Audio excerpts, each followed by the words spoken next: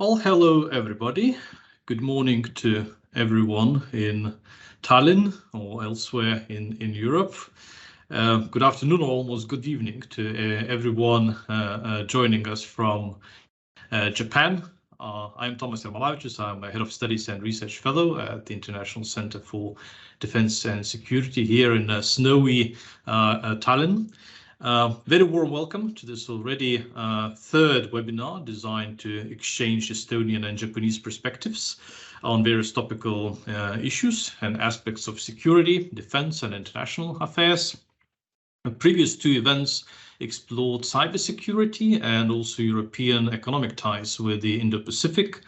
And this time we are focusing on what has become a hard currency of international relations, the hard military power and its applications. And defense and deterrence probably now are most prolific terms and in most popular terms in the Estonian national security discourse these days. And Japan also is casting aside some of its historical inhibitions and increasing investments into a wide range of cutting-edge next generation capabilities. And of course, Japan is a giant compared to Estonia. So one might wonder if it really makes sense to even compare our notes on defense and deterrence.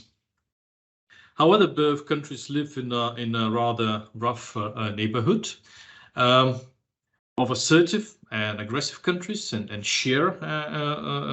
There's one shared neighbor of this sort, Russia, and both countries are really stepping up their efforts to invest into national self-defense capabilities. Both nations are also drawing their strength from their alliances and defense cooperation with strategic partners, especially the United States.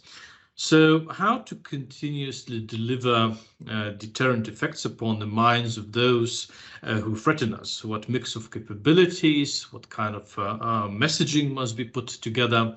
How to weave together a deterrence against hybrid, conventional, and even nuclear threats, and how to ensure that our strategic partnerships and alliances always remain viable and effective. These are the questions that defense strategy and policymakers are grappling with in both countries. And comparing our answers will hopefully provide lots of food for thought. So we have an excellent lineup of speakers to stimulate our minds today. From Japan, starting with Professor Tetsuo Kotani, who is a professor of global studies at Meikei University and senior fellow at Japan Institute of International Affairs. I think would I ask also our speakers turn on the cameras. And Professor Kotani will provide a big evolving strategic picture, the overall military threat environment in the Indo-Pacific and the evolution of Japan's security and defense policy in response to it.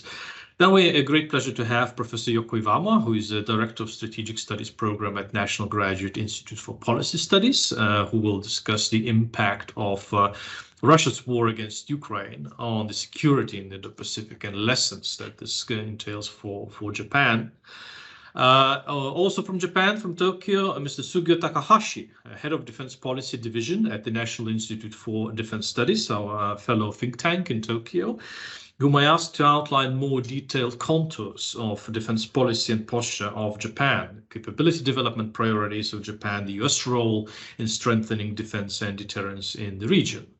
And then moving to Estonia, we have my good colleague, Mr. Tony Lawrence, who is the Head of Defense Policy and Strategy Program at ICDS, and who will speak about national and collective endeavors to strengthen defense and deterrence on NATO's, let's call it, northeastern flank. And last but not least, former great colleague, Mr. Henrik Praks, who is now a senior analyst at the European Center of Excellence on Countering Hybrid Threats, joining us from Helsinki in Finland, a country that just celebrated its Independence Day. So we have any Finns, congratulations on your Independence Day.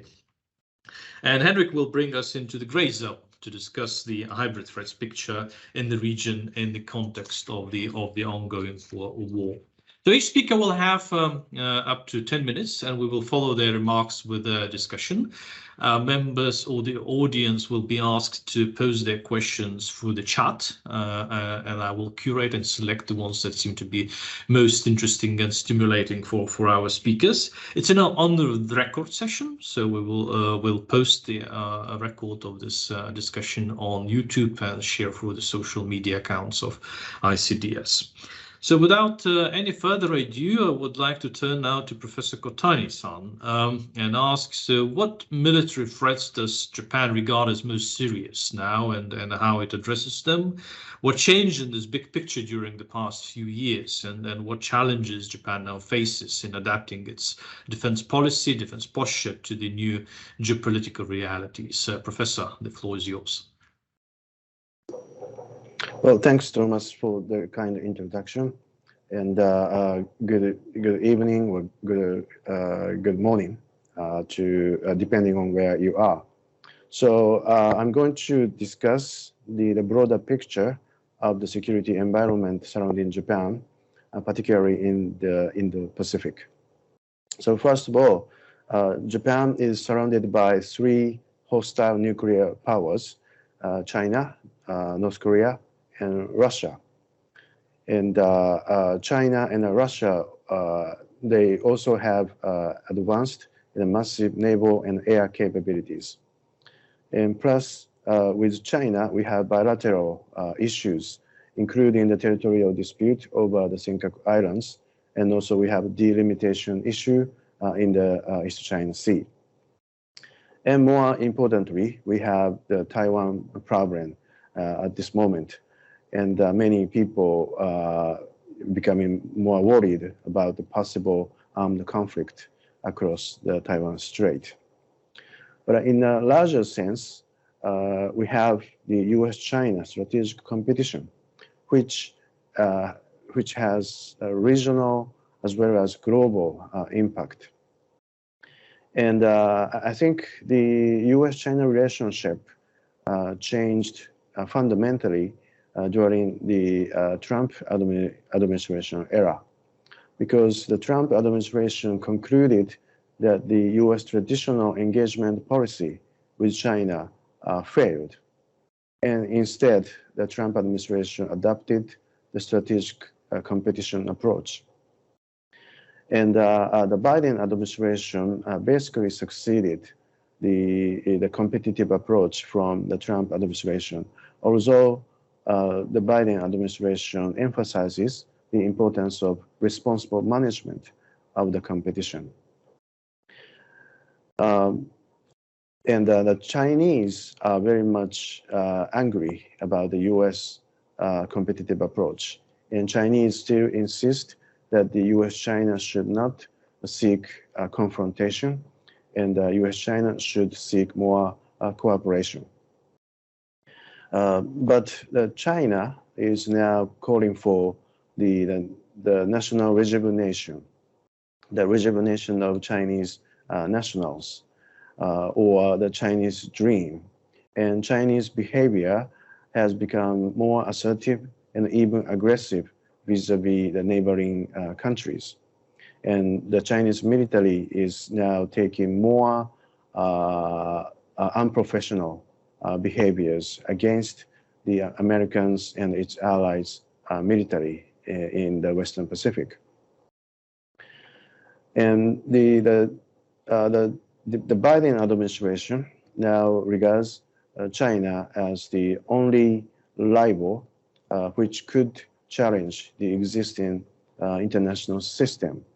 And the Biden administration basically regards the current international system as the competition between democracies and autocracies. And Taiwan could be a flashpoint between the US and China, and the US-China competition might trigger the armed conflict across the Taiwan Strait. And plus, we have the economic security issue. One of the questions for the international relations scholars these days is whether or not the current US-China relationship is a Cold War relationship, just like the US-Soviet relationship. But many people pointed out that because there's a profound economic interdependence between US and China, the US-China relationship is far different from the US-Soviet relationship. But as both US and China now seek decoupling with each other, the profound economic interdependence might be reduced. And if so, China-US relationship could become more like US-Soviet relationship over time. And plus, China is trying to develop its own sphere of influence and try to develop more strategic partnerships with autocratic countries, particularly Russia. In February, China and Russia conducted the summit meeting, and a joint statement mentioned the unlimited strategic cooperation. And also, China is trying to develop the BRICS partnerships and also the Shanghai Cooperation Organization partnerships to promote its own interest regionally and globally.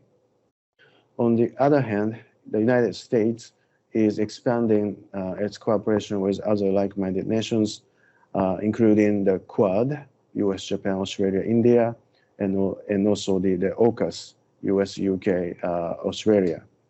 And on economic security, the US has proposed the IPEF, Indo-Pacific Economic Framework. So overall, I would argue that the US-Japan relationship is now turning to a new Cold War. And even the DPRK issue should be understood in this context. The US and South Korea and Japan have been calling for more pressure against DPRK to stop in North Korea's nuclear and missile development, while China and Russia are now calling for lifting sanctions against the DPRK. Their argument is like this: as the U.S. pressures North Korea, that would lead to more instability in the region. So the emergence of new Cold War between U.S. and China could pose a serious challenge to Japan. So this month in December, the Japanese government will release its new national security strategy. And one of the big challenges for this new document is how to redefine Japan's relationship with the three neighbors, North Korea, China, and Russia. In the 2013 Japanese National Security Strategy, North Korea was already described as an imminent threat. But China and Russia were regarded as strategic partners to address regional and even global issues.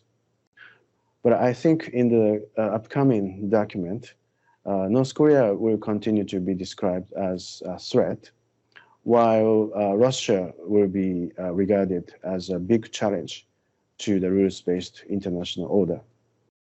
And I also think China needs to be described as a big challenge to the international order. But at least the current Japanese government is trying to seek a stable and constructive relationship with China. And I don't deny that approach, but still, to maintain a stable relationship with China, Japan needs to build up its defense capabilities and deterrence. Otherwise, I don't think Japan can maintain a stable relationship. And for that purpose, what Japan will do under the new strategic document will, first of all, to increase the defense spending, perhaps doubling defense spending. And also, Japan will introduce the longer range strike capabilities. And also, Japan will try to enhance its operational, its capabilities for sustainable warfare. And the Japanese general public is now very much supportive of this approach after the Japanese people witnessed what happened in Ukraine. The Russians' invasion against Ukraine was perceived as a grave challenge to the international order by the Japanese people. And the Japanese people are now becoming more realistic about the security challenges Japan faces, including the challenges coming from China and also the tension across the Taiwan Strait. So I think under the new strategic document, Japan's basic approach to the regional security and the global security will be very much upgraded. And I think Japan will take a more proactive approach to those issues. So I'll stop here. Thank you very much, Professor. This is really a good broad picture that you gave us, and we're really looking forward to reading actually the new national security strategy that will come out this month. And I think you outlined very beautifully how Japan is becoming, the Japanese public are becoming more realistic. I think this is where it all starts, becoming really realistic about the nature of the threats that we face. And then devising effective means to counter that threat. But I think everybody will agree that a war against Ukraine, Russia's war against Ukraine, was a major shocker to the global system, to many countries that value and cherish the rules-based order, and that includes Japan, obviously. And this is why I would like to turn now to Professor Iwama-san and ask, what are the lessons that Japan is drawing from Ukraine war, and how Japan seeks to strengthen its security, defense, deterrence in the region in the context of this going war. What role would partnerships, for instance, with NATO play in this endeavor? So, Professor, the floor is yours. Thank you very much, Tomas, and thank you for inviting me here. So I have approximately 10 minutes to cover this subject. First of all, Japan's reaction. The magnitude of shock that went through Japan was, for me, quite unexpected. The former crisis like Georgia or Crimea was felt as something happening far away, whereas this one really came home to the Japanese audience, and it produced a psychological effect. I think the biggest realization was that real attrition warfare is possible in 21st century. I guess that came to shock as European public, but in this television age and internet age, we get so many images of what it's like at the front, and so that real war is still possible and it happens in 21st century. It really came home to the Japanese public. The other thing was how unpredictable dictators can be. We've all been watching Putin for months, and nobody really knows where he's heading to yet. And we have another huge dictatorship right in front of us, well, two dictatorships right in front of us, which is much more incalculable than the democracies, which kind of works on checks and balances of several institutions, and it has the elections and so on. So I think those were biggest lessons for the Japanese public. And so the review of the national security strategy was planned beforehand. We knew it was coming. We knew what the topics would be. We knew what the main discussion points would be, and I'm sure Sugio will be going in much further to this. But because of seeing a real war in Ukraine, I think it really came home to the Japanese public that we need to be really serious here, that we also sit at the front line here of a possible warfare. And therefore, I think the discussion this year has taken over to a different quality, that we really started planning and thinking, what does it mean to fight a war here, which had not happened in Japan for the past 70 years or so. We had a self-defense force, and we were thinking about possible scenarios, but it was never felt this real. And so it's really a waking up moment for Japan. So things that are being discussed, strike capabilities and so on, I think Sugio would go into that. I would just say that in first of all, the comparison to Europe. Now, the war was also a huge shock for Europe, but it is, I think, to me, it has up till now been discussed in the context of European security architecture. So that this has fundamentally changed, that you cannot count on Russia as a close partner anymore. This has been recognized. More global context, I think, is still kind of, we're waiting for the reactions to really sink in. It's been quite different how far this kind of lesson applies to the bigger world or even to Far East.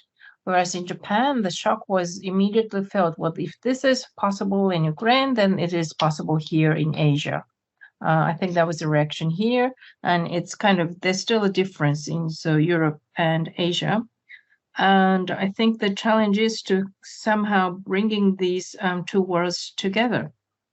I think, I've been studying Cold War history. In the Cold War era, the biggest characteristic was the peculiar role that nuclear weapon played and its central role in deterrence. I think that's going to be different in 21st century, whatever is coming in the future, whether it is a Cold War between China and US. I don't think we would have that real, central role of nuclear weapon as the deterrent. I think it's going to be more mixed, and maybe we could use the word hybrid here to really reconstitute the deterrent situation. We need a mix of nuclear deterrence as well as conventional capability, including missile defense and also cyber defense and other domains. So it's going to be a very complex hybrid deterrence that's going to emerge. It's not there yet. We have to constitute it. That's going to emerge. The challenge is that we don't have an organization or institution adapted to that sort of complex hybrid deterrence that we need to build up. So we need to do that nationally, and we need to do that with our partners. First of all, with our American, inside our American alliance, but also kind of networking all these alliances. So NATO on the one hand, and we have in Asia, US, Japan, US, Korea, and US, Australia, New Zealand. You have AUKUS. All these parts need to be somehow brought up to the consciousness that we constitute a whole theater, that we are all part of deterrence that can be sort of moved around in different ways, but it's quite connected. First of all, because of the centrality of the United States, but also because of the nature of the warfare in this era. And I think it was very typical that Japan really jumped into the Ukraine warfare from the beginning on the G7 side and has played a substantial role there. I was impressed how NATO and G7 partners came together at G20 Bali conference, where they had a foreign ministers meeting. I think that was very typical of the indivisibility of the defense that we have in this world. So I think we need to develop institutions of networking all these bits and pieces that we have, which are kind of left relics of the Cold War era. Our institutions were designed in those era and have been adapting, but not completely. And so we're really seeing warfare in front of us, which are telling us a lot of lessons. And I think we need to adapt our institutions to the reality that's in front of us. So several things I'd like to point out. There's going to be a huge conventional buildup, weapon procurement, a lot of missiles and missile defense that needs to be bought and placed everywhere. So I think it's better that we talk and try to coordinate our efforts. What's the most cost-effective way of doing that? What are the most suitable platforms for each theater? It's also clear that the US is no longer the US of the Cold War time, that we need to really sort of support it from the size. And so here, Japan and Germany, together with some major countries, will play a major role. And these two kind of sleeping giants really need to wake up to the political burden as well as the military responsibility. I'll stop here. Thank you. Thank you very much indeed, Professor. This was really a fascinating discussion, and I really appreciated how you connected the dots, and especially how we now talk about the interconnected, or the Americans call about integrated deterrence, and how much they actually have to draw now upon regional allies in strengthening their deterrence posture. Let me pivot now to Mr. Sugio Takahashi-san, and probably ask for more granular detail of where Japan's capability buildup is heading to. We hear about the defense spending increases, perhaps even doubling the budget. I read that over the next 5 years there will be extra more than almost $350 billion spent on defense, and there are really is a really long wish list in Tokyo of what cutting edge next generation capabilities will be or should be added, including hypersonic weapons and drone swarm systems and whatnot. So really, what are now the priorities? What is the thinking in Tokyo, and how those priorities tie in with the US strategy for the Indo-Pacific? The floor is yours. Thank you. Can you hear me? Okay. So thank you for inviting me to this webinar. And actually, Tallinn is one of my favorite cities in the world. I have been there once, about a decade ago. That was very impressive trip to there. But in webinar is still important, still interesting. And then my topic is security, the defense priority of Japan. And Japan faces a very complex and pretty bad security environment. But good news is there still have not been the war, while it has some potential flashpoint, as Tetsuo said.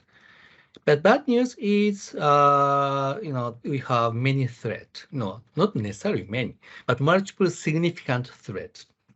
Looking at the potential adversaries, in terms of potential adversaries, we have North Korea, which has long-range nuclear weapons. Now, North Korea is assumed to succeed in miniaturization of the nuclear warhead, which can load it loaded in the missile which, against Japan. That means about 1,000 kilometer range of missile.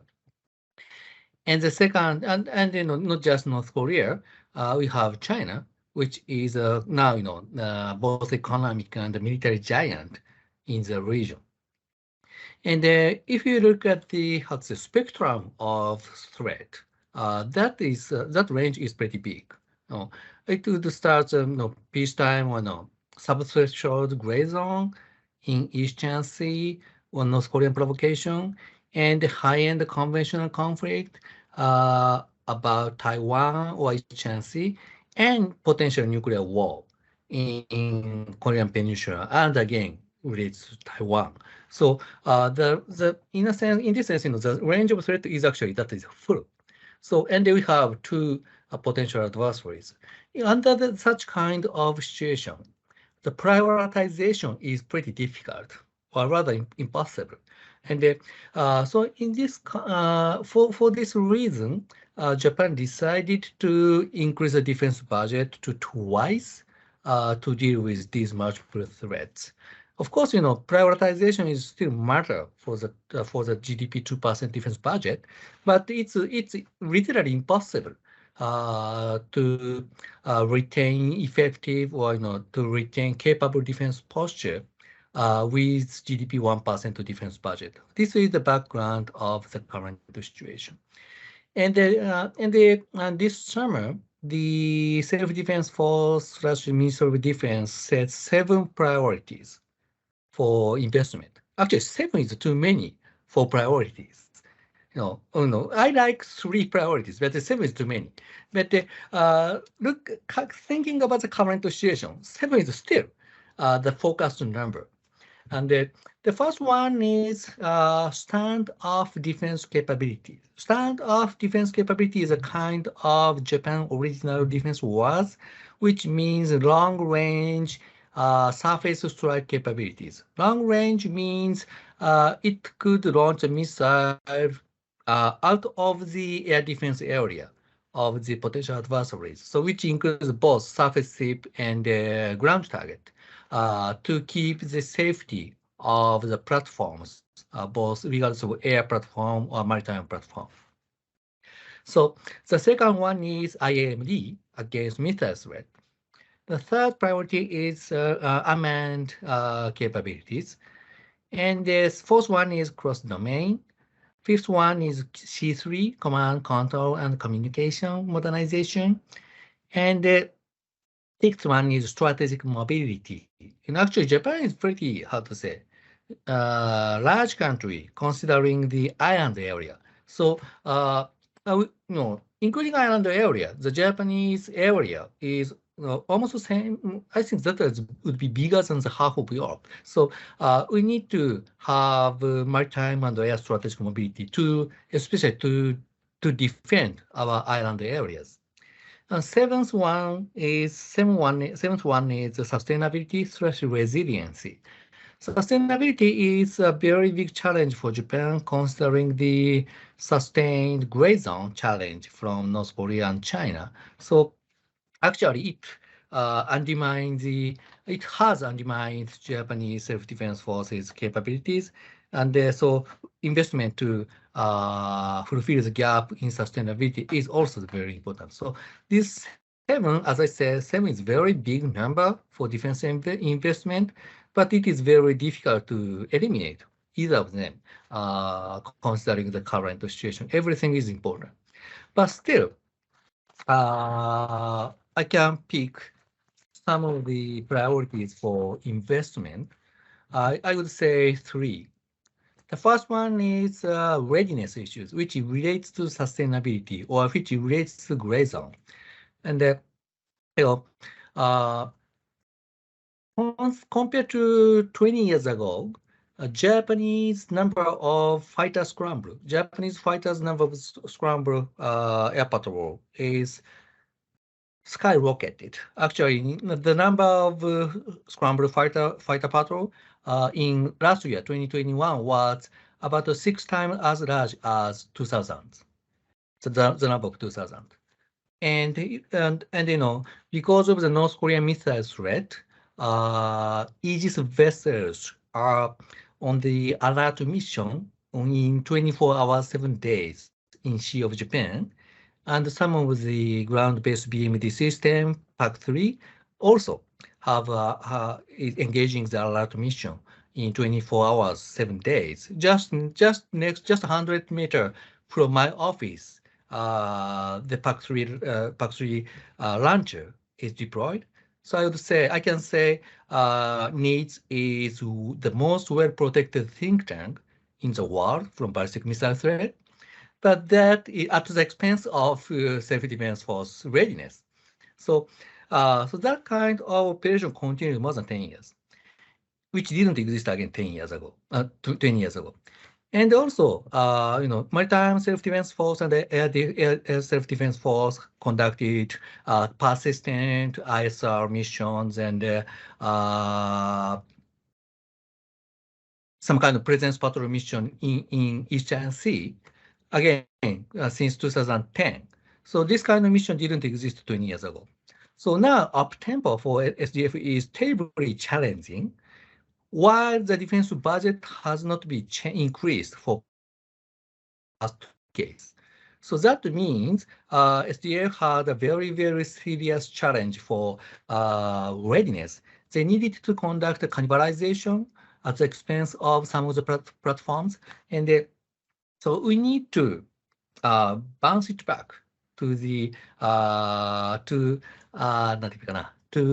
to enhance our readiness for the missions. Now, these are very, how to say, these assets or frontline units experienced very serious kind of attrition warfare or attrition activities against North Korea and China. So we need to invest money to make them original proficiency.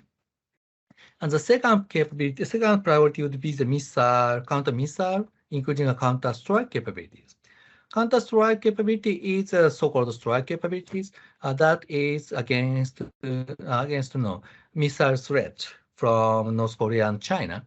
And Japan has refrained from having a ground strike capability, long-range ground strike capability for past years, while Constitution permit to have it. But considering the serious threat from North Korea and China, now the government is going to make a decision to procure such kind of capabilities, and even some opposition parties are now is going to support such a decision. So this is a very big turning point for Japanese defense strategy. And the third priority is new fighter. For new fighter, Japan will invest 100 million yen per year. So this is almost the same budget size as ballistic missile defense. Fighter sounds like the legacy program, but this time, the expectation for MOD is to it would include unmanned technology and data sharing technology, and of course stealth technology. So so this is a kind, not just a fighter, but wait a minute. Not just a fighter, but a kind of technological trust role is expected for this project. So these three are very big focus as the items for focused investment. And finally, I would add some of the Ukraine impact. As Yoko-san and Tetsuo-san said, that changes public attitude for defense issues, especially support for budget increase has changed. About last year April, I said we should substantially increase the defense budget to 1.5%, but still at that time many people criticized my point. But after the Ukraine war in Ukraine, nobody, not necessarily nobody, but you would not be criticized as saying we should have 2% defense budget. So this is a very big change in Japan.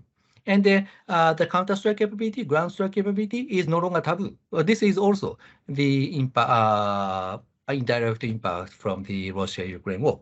Thank you. I stop here. Thank you very much indeed, Sugio-san. This is really good detailed picture. It's really good to see, as Professor Iwama said, a giant slowly waking up to the realities of the world and putting really lots of effort now behind reinvesting into defense capabilities. I particularly take note of the PAC-3 next to think tank. I think that gives a benchmark for the ICDS to pursue in the coming years. To make sure that we have a similar capability next door. And with that, I will now pivot to my colleague Tony Lawrence to discuss how the defense and deterrence issue look like from where we sit in Thailand without the PAC-3 next door yet. So Tony, over to you. Thank you, Thomas, for the introduction, and good morning, good evening to everybody out there. I'm going to talk about the military defense and deterrence picture in the Baltic region. I'm going to keep it at a fairly high level. But as we have a very international audience with us today, let me just start by underlining two kind of fundamental points. The first is that in our region, there's only one country that could conceivably pose any threat to security and peace, and that's Russia. So unlike Japan with your three neighboring threats, we have only one. But when we think about defense and deterrence, we're thinking of entirely in terms of Russia. And the second kind of fundamental point is that the Baltic states themselves have pretty limited capabilities to conduct a defense against Russia. And this is simply a question of economy, of geographical vulnerability, of size. And so when we talk about defense and deterrence, it's basically in the NATO framework. The threat from Russia is not, of course, new. I mean, before Russia invaded Ukraine full scale in February of this year, it went to war against Georgia in 2008. It began its war in Ukraine in Crimea and Donbass in 2014. And for many years, Russia has used military instruments in a kind of sub-threshold or grey zone context against states in our region. So, for example, harassing military and commercial shipping on the Baltic Sea and violating Baltic airspace. So it's been clear for some time that Russia is a state that believes it can coerce smaller states to serve its own interests. It's a state that believes that military force is a legitimate means of imposing its will. So, to put it in very simply, it's been a military threat to the Baltic region for some time. Now, NATO has done a great deal to respond to that threat, in particular since 2014. Most obviously, it's deployed to our region the enhanced forward presence, which are multinational NATO battle groups, which are currently in each of the Baltic states and in Poland. But it's taken other measures too. It's boosted its response forces, it's remodeled its command structures. And overall, this has created for the Baltic region a deterrence posture that was based on a tripwire presence in the theatre, although NATO doesn't use that term tripwire, but nonetheless a tripwire presence in the theatre, which, if triggered, would lead to a large-scale NATO reinforcement. So this is a strategy of deterrence by punishment.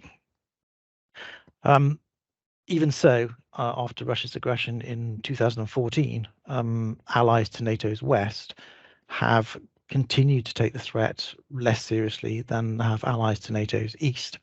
So the Eastern allies increased their defence spending at a greater level, to greater amounts than did the Western allies, and they've continually urged NATO to do more to upgrade deterrence on the eastern flank. So including things like coming up with a more credible reinforcement strategy and supplementing its land-based presence here in the region with air and maritime components. So when it comes to thinking about what changed on the 24th of February this year, I mean, you could make the case that the environment didn't change very much at all, and that the military threat from Russia has been obvious for many years. But what certainly did change was the response of the Western allies. And here maybe I should stress a couple of things. The first is that the allies have now all recognised the threat that Russia poses, and in particular to exposed allies like the three Baltic states. There have been countless articles in the press using metaphors like wake-up call and game changer to describe the war, even though this is the fourth time that Russia has gone to war in the last 10 years or so. But it's finally persuaded all of Europe to take the military threat from Russia seriously. And there've been some striking examples of this. The so-called Zeitenwende, which is Germany's reversal of a decades-long policy of security defence, and also in our region, Finland and Sweden's decisions to apply to join NATO, again reversing decades-long policies of non-alignment. Secondly, and more local to this region, the Baltic states have now essentially rejected NATO's post-2014 deterrence posture. They've seen Russia's brutality in the war, and they've concluded that Russia simply can't be allowed to set a toe into Baltic territory. So they've argued that NATO must move instead to a deterrence by denial posture, which they sometimes call forward defence. And a key element of that would be larger forces and high-level command structures here in the Baltic region. And that's the agenda that the three Baltic states took to the Madrid summit, NATO's Madrid summit in June. So at Madrid, NATO certainly agreed to strengthen deterrence, including by deploying additional forces here to the eastern flank. The summit declaration refers to brigade-sized forces, which is what the Baltic states wanted, but it also includes the caveat when required. Now that's clearly a compromise text. It's open to some interpretation, and so the implementation of this agreement, which is still ongoing, has also been something of a compromise.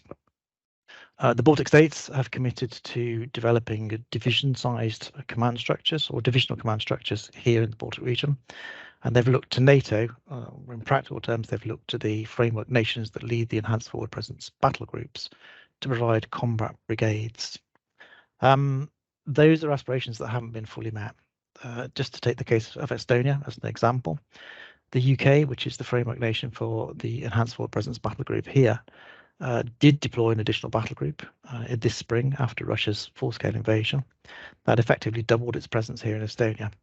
But that battle group will soon be withdrawn, and instead the UK will earmark what's referred to as the balance of a brigade for Estonia's reinforcement. But that balance of the brigade will remain in the UK. In the meantime, as sort of compensation, the UK is going to deploy divisional level assets to Estonia. So, for example, air defence and multiple launch rocket systems. It will also upgrade its own headquarters here in Estonia to 1-star level. And it's committed to come here with periodic exercises and periodic training deployments. But across the region, and this whole situation is remaining somewhat fluid. And I think the main challenge in the coming period is going to be to reconcile everybody's understanding of what defence and deterrence means in this new context, and to ensure that all actors across the region and elsewhere are satisfied with what will eventually be implemented from the Madrid summit, and that implementation will be sufficient to meet the needs of deterring Russia. NATO, of course, will have an opportunity to review its progress next July at the summit in Vilnius. This is a challenge, of course, in conceptual terms, because nobody really understands what deters an adversary except the adversary himself. And that subjectivity, which is inherent in assessing deterrence, is potentially a source of tension between the allies. NATO's collective response to Russia's war has been strong, it's been united, but it still remains true that the Eastern allies feel more deeply the threat from Russia. They're more concerned that it's only a matter of time before Russia becomes, again, a threat to their own sovereignty. In states to the west of the alliance, you're more likely to hear, and this is by no means a consensus position, but you're more likely to hear suggestions that Russia is weakened and it need not be a cause for concern in the coming years. You're more likely to hear ideas that Russia must be allowed some sort of escape route from its war to ensure that it's not humiliated or provoked. Just in the last few days, for example, the French President Macron has ruffled feathers by suggesting that Russia should be offered security guarantees once the war ends. Just to end with a word on the US, I mean, the US, of course, plays a key role in all of this. American military support to Ukraine has been far greater than European military support, and that difference will only grow as European stocks become depleted and we're less able to provide Ukraine with what it needs. US commitment to the defence of Europe through NATO is absolutely essential to deterring Russia and will continue to be so. And for the Baltic states, that means a desire for US boots on the ground here in the region. At the moment, the main presence in the region is a rotating heavy battle group in Lithuania, heavy battalion, sorry, in Lithuania.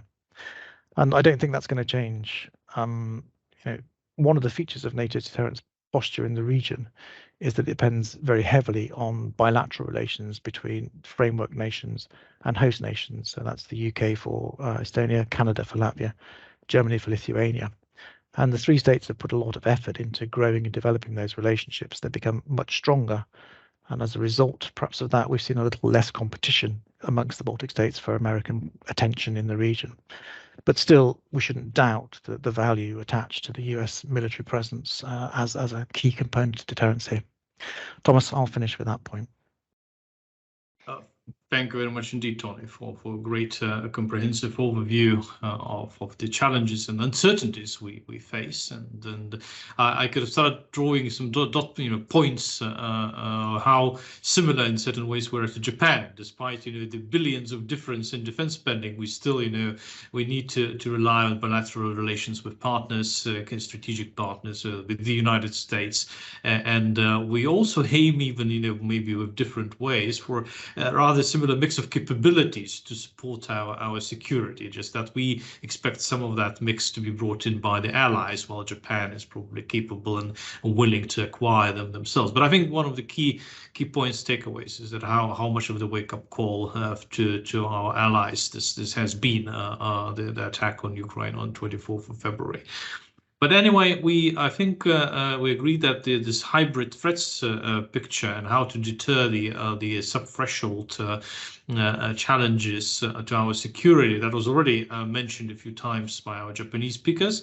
And now we can drill it into it a little bit deeper with the help of Henrik, who is in Helsinki in the center thinking for all those issues. So Henrik, how does that tie in? Should we expect that Russia now essentially will pivot now to challenging us more in the gray zone because they will not be capable of doing so in the conventional dimension, or again, as we can expect some really nasty surprises across the spectrum of the threat? Yes, greetings from Helsinki. Thanks, Thomas, for those questions. I will first speak about how is the hybrid threats picture in the Baltic region in the context of Russia's ongoing war in Ukraine, and then look to the deterrence aspects and also how it ties with a conventional defense effort. Concerning the hybrid threat picture, I think it's fair to say that the potential of Russia's application of hybrid threats in the region has not materialized to the extent feared so far. But that's the situation which can certainly change at a very short notice, because Russia's narrative now is more and more that the war it is waging in Ukraine is actually a war against West, and therefore it is rather logical to expect hybrid attacks against the Western nations who are supporting Ukraine, including Baltic countries, for example, targeting critical infrastructure. But so we have, in the broader Baltic Sea region, we have had obviously the mysterious explosions of Nord Stream pipelines in September. They seem to be perfect examples of such gray zone activities, but this sabotage activity remains unexplained so far and unattributed. By and large, so far, Russia has still reacted rather calmly both to Finland's and Sweden's upcoming accession to NATO and to the fact that Baltic but also Nordic countries have been among the biggest Ukrainian supporters and also at the forefront of nations arguing for tougher sanctions against Russia. This support for Ukraine and additional steps taken by nations like closing borders for Russian citizens with tourism visas, Baltic states' removal of the remaining Soviet monuments, etc., and other activities have caused from Russia usual angry rhetoric and some cyber attacks, but no concentrated hybrid campaigns against us so far. Concerning the specific domains, in the cyber domain, there are obviously increased cyber attacks against Baltic countries since February 2022. They are mainly DDoS attack campaigns by Russian-affiliated groups like Killnet against government, finance, transport, media, other targets. These attack waves are usually linked to specific events outside the cyberspace. We have kind of Russian ways of doing DDoS diplomacy, as one can call it. But they have little to no effect to everyday life and go largely unnoticed to wider public. But obviously, more serious cyber attacks can happen without any advance warning. Concerning information domain, Russia's information and psychological warfare targeting social cohesion, the resonance of it in Baltic societies has remained limited, and the public opinion remains strongly supportive of Ukraine. The Baltic countries are among the highest, are countries with proportionally among the highest numbers of Ukrainian refugees to the overall population, but fears of possible backlash against refugees or ethnic tensions, for example, between local Russians and the Ukrainian refugees, or social turmoil have not materialized. Another issue concerning this gray zone or hybrid activities is the border security, because bordering Russia brings particular challenges not only in military domain but also for concerning border security. We all remember how only a year ago, Belarus launched a hybrid attack against its neighbors Poland, Lithuania and Latvia by instrumentalizing migration as a weapon. In fact, this pressure has not entirely disappeared until today, but obviously its intensity has decreased significantly. Now Estonia and Latvia especially are key transit countries for Ukrainian citizens leaving Russia, for example, from occupied Ukrainian territories. Almost the only way for many of them to get out to a west or to Ukraine, Ukrainian controlled territories is to travel through Russia, across the border, land border with Estonia and Latvia. And there is a risk that Russia may somehow try to instrumentalize this movement of people to create pressure, for example, between the border points, but that hasn't yet still materialized. But the fact that all neighboring countries of Russia take these possibilities seriously is exemplified by the fact that neighboring countries, including now even Finland, are in various stages of building or starting to build, in case of Finland, fence on the border with Russia. And one more domain where Russia can employ hybrid means is obviously energy, especially electricity grids, because as a Soviet-era legacy, Baltic states' electricity grid is still connected to a Russian system. The synchronization with continental European grid is planned currently for 2025. But there is now a high risk of an unexpected desynchronization of Baltic states from the Russian side, and which would probably bring along risks for electricity grid stability in the Baltic states. And Russia clearly has shown in Ukraine that it is willing to target electricity systems in Ukraine in case by kinetic means, but in our case it could do it by other means. And there is also obviously the risk of sabotage to external connections. And the Nord Stream pipeline sabotage has shown that energy infrastructure remains vulnerable to hybrid attacks, and it is unfortunately impossible to protect every kilometer of pipeline or cables, especially in international waters. Now to the deterrence side of it, it is true that classical stable deterrence relationship like the one established in the context of nuclear deterrence, it is not possible to replicate in domains associated with grey zone activities or hybrid threats. And there is no way that one can deter all hybrid threats. And we can certainly, for example, not deter Russia's hostile intent. There are, for example, unwanted but tolerable activities, sometimes of Russian disinformation we have to live. It is important to avoid that it not starts to disrupt our societies. But both deterrence by denial and deterrence by punishment have an important role to play in responding to hybrid threats. The key here is deterrence by denial, meaning that hybrid attack, whether it comes as a hybrid attack, pressure on border, attempt to destabilize the electricity system or something other activity, such activity, this kind of attack is either resisted or absorbed with minimal costs. And the key word here, even the core of this effort, is resilience building, the big catchword of current times. But we have also to realize that resilience building is not sufficient on its own, and our nations also have to have an ability, together with our allies, to impose costs on hybrid aggression. And here comes to play the issue of deterrence by punishment, threatening to impose costs on aggressor that are higher than the perceived benefits of aggression.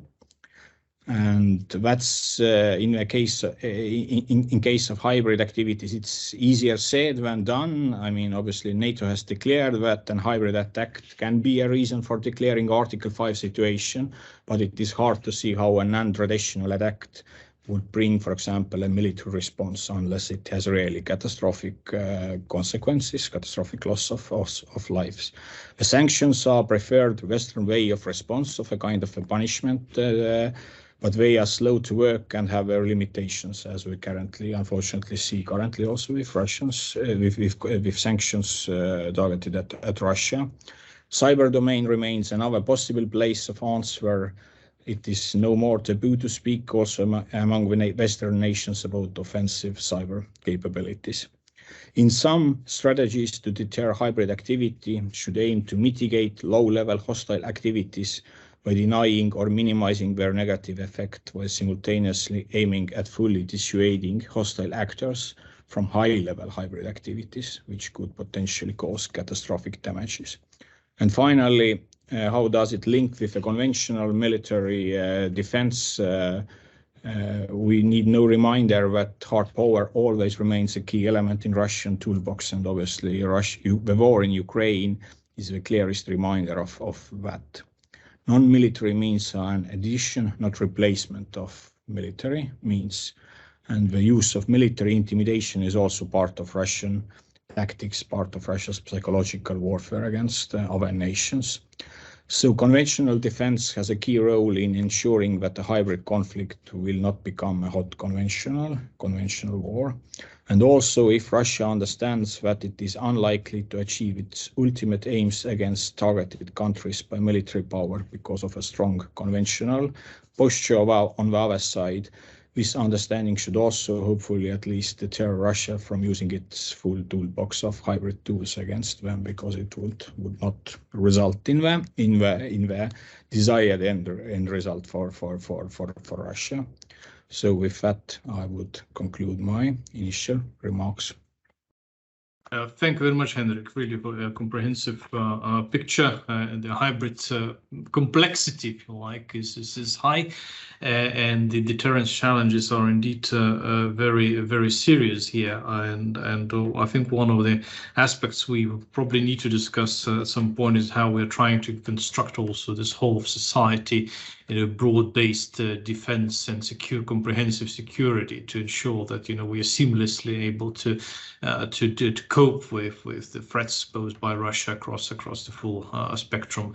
So I think it's really good to finish on that note that this is not only just a deterrence, it's not about deterring the military threats to our security. I would like to ask now the members of the audience to think about the questions they would like to pose. Write them in the chat through the chat function, so I can select them or prioritize them. Prioritization is one of the key words we're using in this webinar. And then we have now about 25-30 minutes to discuss what we heard, to comment on the initial remarks of our speakers.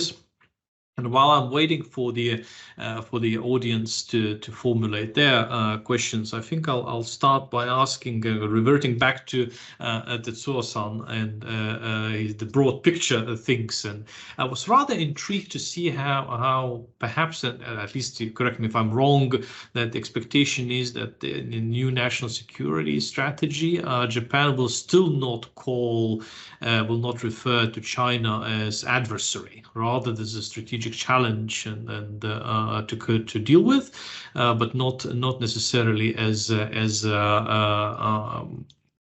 adversary. How does that sit with the US perspective? Because the US is increasingly becoming, sort of muscular and assertive in confronting China. So Japan sort of slightly more muted perspective. How does that go down in Washington and maybe in the present administration and in the future political cycle as well? And also when it comes to Taiwanish, I'm sure there are people, smart people in Tokyo are modeling the consequences of a conflict over Taiwan, or another major crisis in Taiwan Straits. What are the main issues that Turkey thinks would be thrown up in the air, would confront Japan, if there is a war, if there is an attempt by China to pursue a military solution of what they call the problem of Taiwan? Okay, so first question is, it's very common that you don't call your neighboring country a enemy. We have to use more diplomatic term, and I would guess in the new national security strategy, Japanese government will express their concerns about China's challenge to the international order, and also. As the Prime Minister Kishida, when he met the Chinese leaders, he directly expressed the concerns about the Chinese aggressive behavior in the East China Sea. So we will continue to be diplomatic on our expression of China, but we do have a big concern about China's potential threat to the Japanese security, and the United States is regarding China as a strategic rival rather than a strategic enemy. So, but Japan cannot be a rival to China because of our difference in national power. So, as a result, the Japanese government will continue to seek stable but constructive relationship with Beijing. And on the second question about Taiwan, now there's a widely shared view that the Taiwan contingency could become Japan contingency. First of all, because of the geographical proximity, and also secondly, because of the existence of U.S.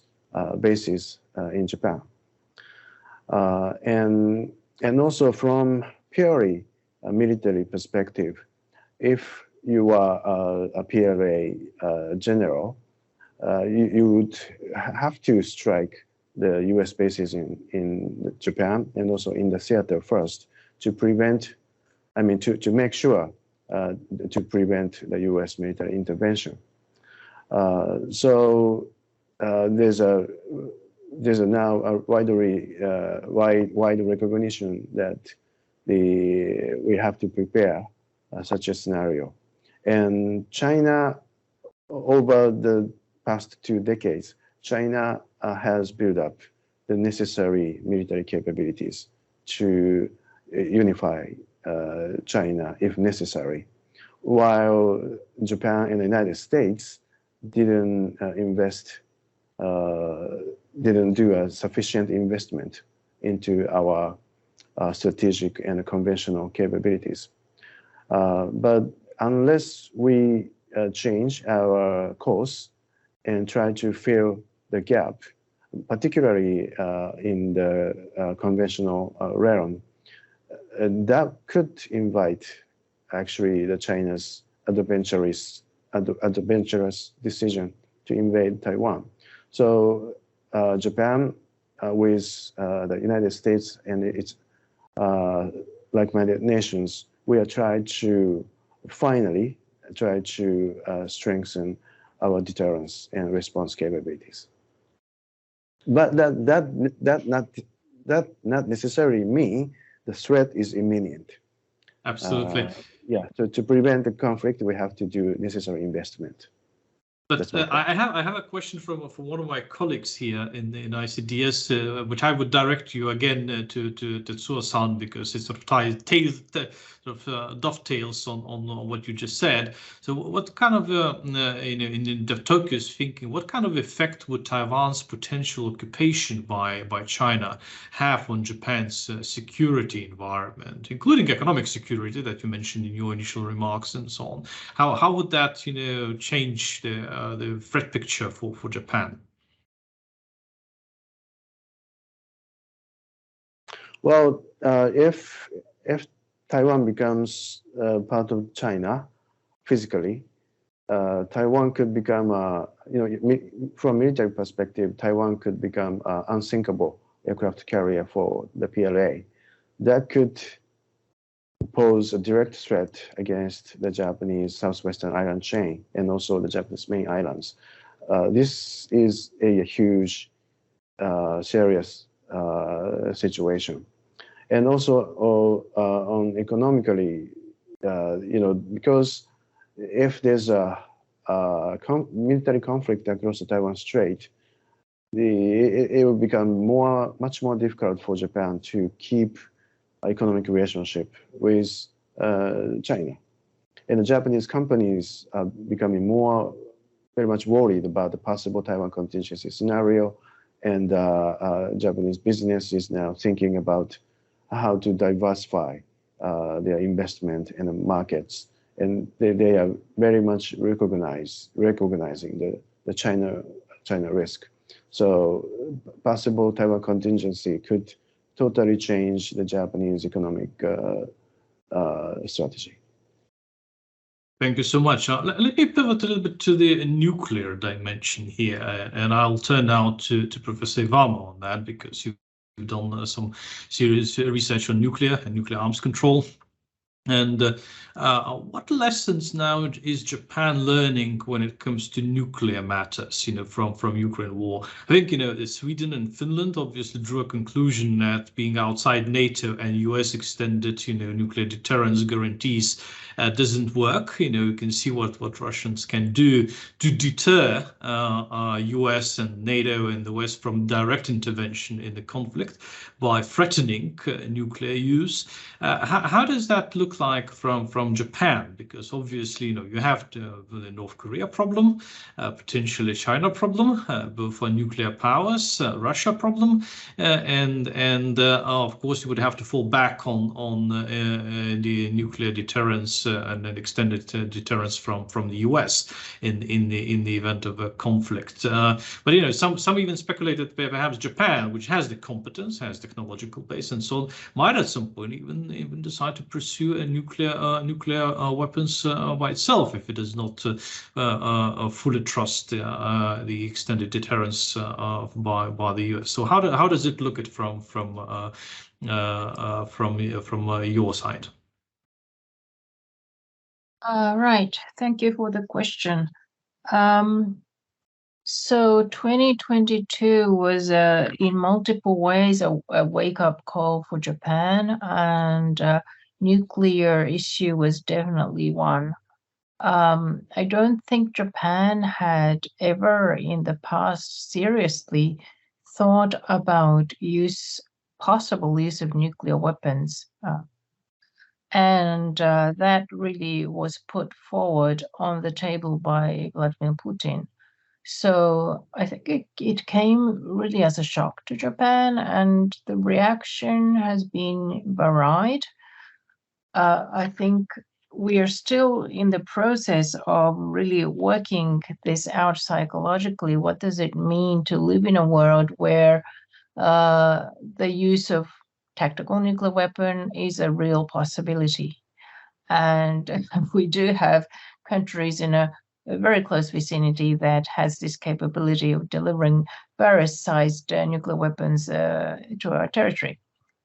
So I would say we're still in the process of working this out. I mean, the immediate reaction was, how about nuclear sharing for Japan? The NATO countries has been doing it for a long time. Why not us as well? Acquiring our own nuclear weapon has not been in the reactions that I have seen. I mean, at the fringe of our opinion circle, we know that this is an option, but it is an option with a very high cost. The very point of US extended deterrence within the US-Japan alliance, as well as NATO, is to keep the other members non-nuclear with the provision of extended deterrence. So countries like Japan or Germany going nuclear goes right against the interest of the whole alliance. I mean, I don't really know how this is a conscious knowledge inside Japan, but there's a huge nuclear taboo here as well as in Germany. So it is not an immediate option for any serious policymaker. NATO nuclear sharing, because this was unknown in Japan, the initial reaction was really bewilderment, very much puzzled. You know, what's that? What does it mean? And there's been reactions from right of the center part of the politics that maybe this is an option. If the Europeans do it, why not us? Now, the European NATO nuclear sharing at the moment is at the very minimum level, with approximately 100 B61 warheads dispersed on the continent, with several countries operating their dual-capable aircraft. I don't think that is an option for Japan, and I have argued in that way. And I think that has been generally accepted that land-based nuclear sharing is not an option for Japan. I still think there are people who believe that submarine-based nuclear sharing might be an option. Now, this is something that has never been tried, and I don't really think it's an option for either us or NATO, but it is on the table. I wouldn't say a large number of people believe in that, but there are certain number of specialists who think this is an option. Anyway, I think Japan really woke up to the possibility that nuclear weapons can be used in wars, that we have to prepare for that. And so we need a lot more discussion and consultation and planning with the Americans to start with.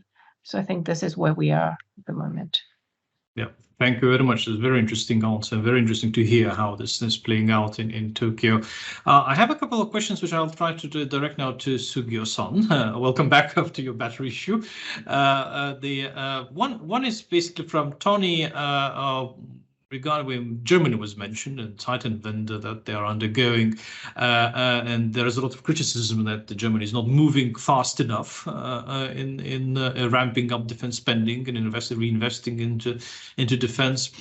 Will Japan face practical difficulties in absorbing such a massive increase to its defense budget that you are anticipating as a result of the ongoing review?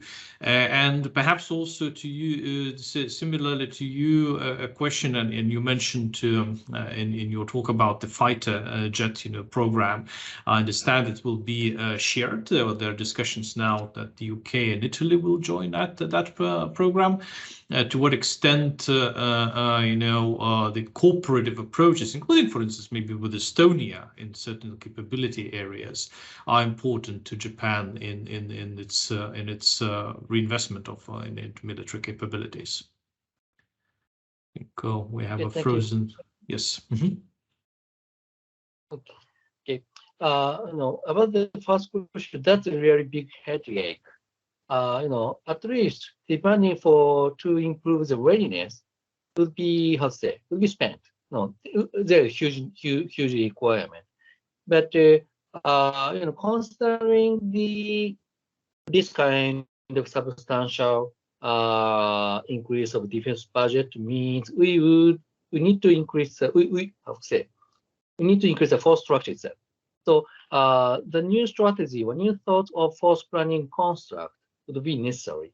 But the big challenge for that is, I'm confident that the maritime self-defense force need to increase the number of destroyers or air defensive. But the big challenge is personnel. So especially considering the demographical situation, whether even though we have the increased number of platforms, there's no guarantee we can have enough personnel for that. So so that would be a very big headache for us for coming years, including both in the bureaucratic works to spend the money is also the big issue. And the second question is, what was that?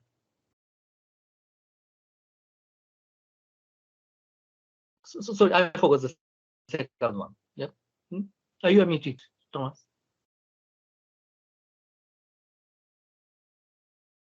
Thomas, you are muted. Yes, sorry. Yes, that's my fault. My bad. The cooperative approaches to capability development. It was one question also. Maybe there are certain capability areas where Japan and Estonia could cooperate. Cyber, for instance, or space, even technologies. I think the door is open, and especially defense equipment cooperation is now the growing business area. So not just fighters. Just like cyber cooperation or other things could be on the table. And even in further, I think the door is open. That the challenge is if the participant for international joint program is increased, usually cost is also increased. It is said if you have two countries joint project, the cost would be increased to 140%. So that means increased cost of the 140% would be shared by two. So still that's cheaper than one country's investment. So if we have 3 countries, 4 countries, 5 countries, the cost and time schedule would have some implication. So that would be the challenging things to include the additional partners. But I think still the door is open. Thank you very much indeed. I think there's one interesting, intriguing question from Monica Reinem at the Estonian MFA, following up to Tony's question. And I will direct it probably to Tetsuo-san. What agencies, or stakeholder groups in national security decision making in Japan are the most difficult to convince that the shifts in the defense policy are needed, and where is the strongest opposition to the changes? Not only budgetary, but also maybe preemptive capability build up and so on. So, is there some kind of pushback from some quarters in Tokyo to the new paradigm, if you like, in Japan's national security and defense policy? Well, I would say the progressive factions and also the elderly generation, they are still having difficulty to support the ongoing shift in the Japan's defense policy. But I would also think the younger generation is more realistic about the security issues, and also even the business community, they are now recognizing lots of risks, and they are becoming more supportive of realistic security policy. So yes, there's a generational issues. And also, of course, there's partisan issues, but still, majority of the Japanese people now supports the shift. So, over time, I would expect there will be more support for the ongoing change. Yeah, thank you very much. I almost started wondering whether you have a Japanese term for Zeitenwende. The Germans are now using, for this kind of a massive change in the approach to military threat environment and in general the security environment. And I have a question which I would like, which is a very good one to probably do the round, with all of you to consider as a sort of closing remarks or closing round. And Yuki Sakai-san from the Embassy of Japan, I would like to know if there is what could be suggested, where Japan and Estonia, what can Japan and Estonia could do together in order to strengthen our deterrence capability vis-à-vis our challengers, rivals, adversaries, whatever we call them. So I'll probably do now in the reverse order. We'll start with Henrik and then Tony. So Henrik.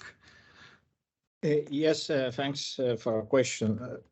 I would say that the logical field of cooperation is first of all the cyber field, and obviously I think there is already cooperation going on in that field, and I'm not in no position to suggest concrete actions. But concerning the cyber field, just also let me to emphasize that although I mentioned that the Russian cyber activity against the West has not maybe been to extent to such a large extent as expected.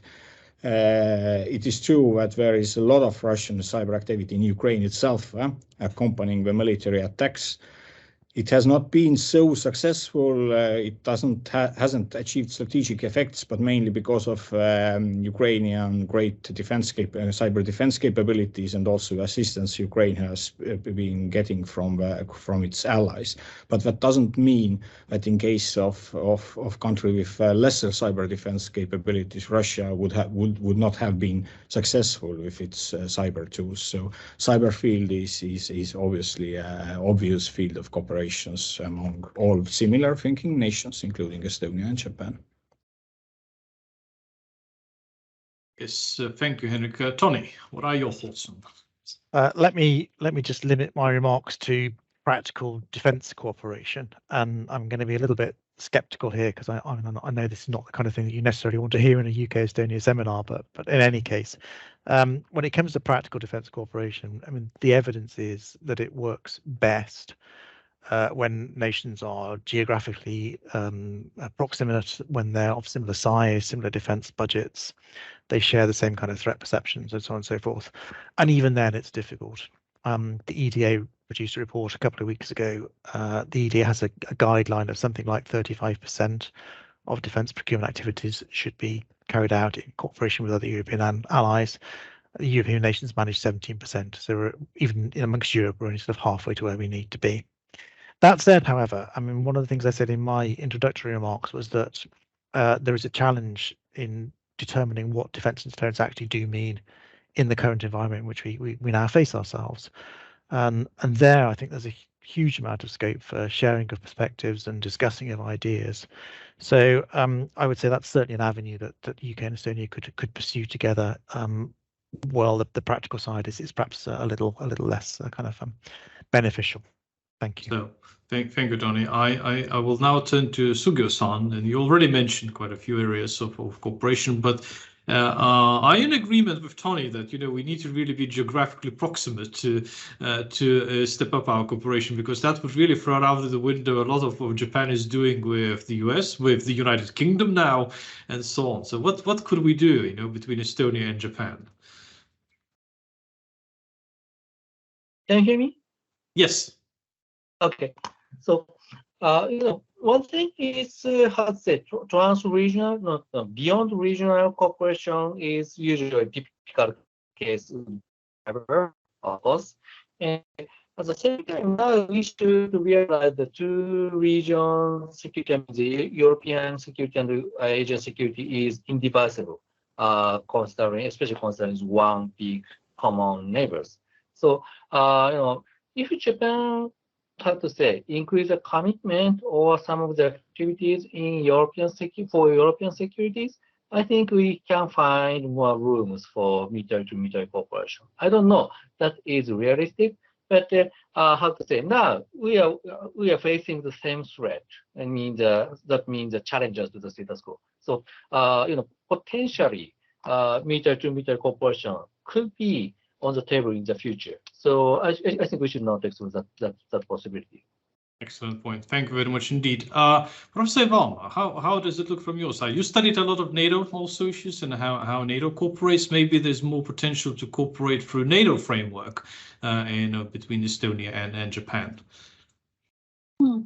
Yes, absolutely. As I said in my initial remarks, I think we haven't really worked out a common understanding about what 2022 meant for global security. And so we could do a lot more talking. I mean, I'm personally for institutionalizing NATO plus Indo-Pacific 4 countries into a more regular meeting where we can address, you know, how we view the global situation. I think there's still, we differ in a lot of ways, and some countries have very different ways of looking at Asian threat situation. So, I mean, the Baltic countries have been even from before the Ukrainian crisis, have been very positive in sharing our views and threat perception. But it hasn't been shared throughout NATO countries, and you could really help us by pushing from inside NATO to institutionalize our dialogue and maybe sort of planning and thinking about future strategies. Excellent. Very good point. Thank you very much for that. And Tetsuo-san, the final words from you. Well, I've been advocating a kind of two-way interaction between NATO allies and Japan. So over the past several years, the European countries have strengthened their commitment to the security in Asia, you know, dispatching naval vessels or aircraft. But so far, Japan hasn't doing the same to European theater. But by doing a kind of a two-way strategic coordination, we could send a signal to the potential aggressors that the Asian and the European democracies will resist to any violation of international law or challenge to the rules-based international order. Thank you very much indeed. Very, very wise words. And with that, I'm afraid our time is up. It really flies, at least for me. It was very fascinating, stimulating discussion. I do hope that at some point we'll be able to come together in Tallinn or Tokyo to discuss that in person and craft our strategies and common approaches and compare our notes on defense and deterrence. I really would like to thank you all for these great contributions. There will be a follow-up. We will publish a report based on these contributions and discussions early next year. So stay tuned, and thank you everybody for very interesting discussion. I wish a very wonderful evening for those in Tokyo and a nice day here in Tallinn. Thank you very much, and let's stay in touch.